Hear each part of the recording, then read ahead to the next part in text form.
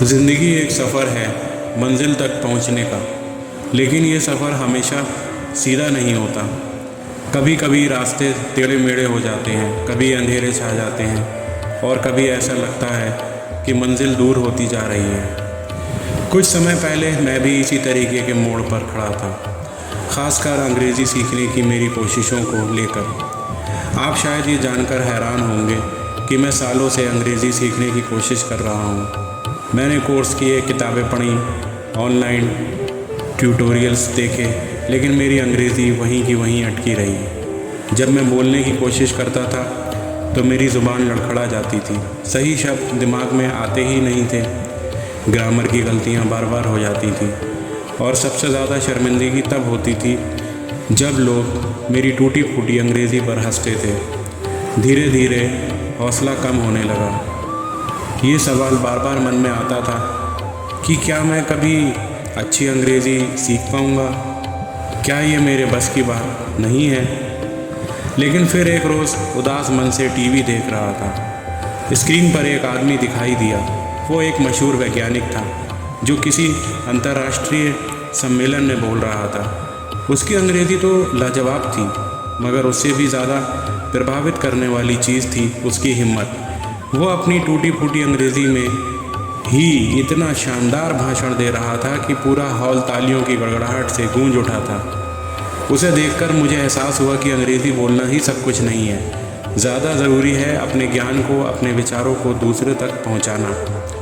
उस दिन मैंने ये ठान लिया कि मैं हार नहीं मानूंगा।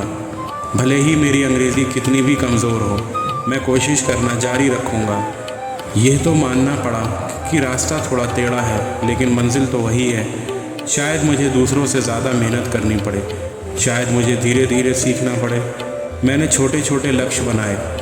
पहले सिर्फ रोज़ाना 10 अंग्रेज़ी शब्द सीखने का लक्ष्य रखा, फिर छोटे छोटे वाक्य बनाने का, फिर आसान से टॉपिक्स पर खुद से बात करने का। धीरे धीरे मेरी अंग्रेज़ी सुधरने लगी। ये सच है कि मैं अभी भी फराटेदार अंग्रेज़ी नहीं बोल पाता, लेकिन अब मैं कम से कम समझ तो लेता हूँ। अब मैं अंग्रेज़ी की किताबें और आर्टिकल पढ़ पाता हूँ।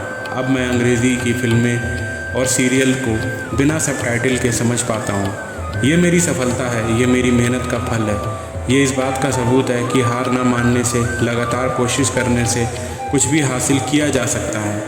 आप भी शायद मेरी ही तरह किसी ऐसी चीज़ को सीखने की कोशिश कर रहे होंगे जिसमें आपको परेशानी हो रही हो।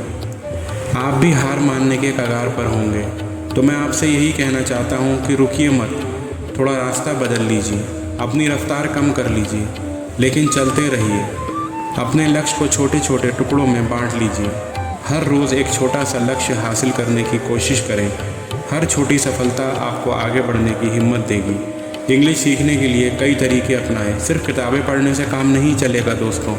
अंग्रेज़ी सुनने की आदत डालें, अंग्रेज़ी के गाने सुनें, अंग्रेज़ी की फ़िल्में देखें, अंग्रेज़ी के पॉडकास्ट सुनें, अंग्रेज़ी में सोचने की कोशिश करें। रोज़ाना मन में चल रहे विचारों को अंग्रेज़ी में बोलने की कोशिश करें। ये थोड़ा मुश्किल होगा, लेकिन धीरे धीरे आपकी अंग्रेज़ी सोचने की क्षमता भी बढ़ेगी। अंग्रेज़ी बोलने का अभ्यास ज़रूर करें। अकेले में हो तो खुद से बात करें, किसी मित्र के साथ मिलकर अंग्रेज़ी में बातचीत करने की कोशिश करें। ऑनलाइन प्लेटफॉर्म्स हैं जहां आप नेटिव स्पीकर्स से बातचीत कर सकते हैं।